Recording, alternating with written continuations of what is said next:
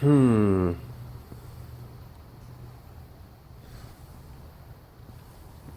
Hmm.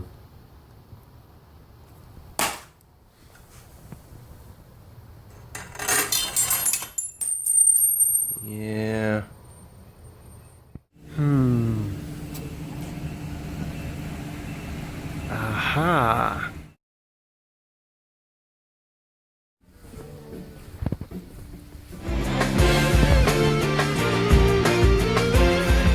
All right. So here we are. We're back in the stand after a short trip to my good friends at Queen City Cycle.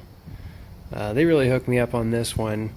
There's one tool I don't have is a good headset press, and this frame really deserved the best.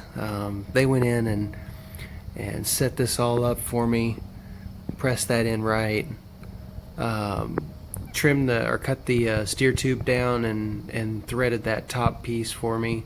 So we got a really nice custom fit, and that's what you want when it comes to this headset here.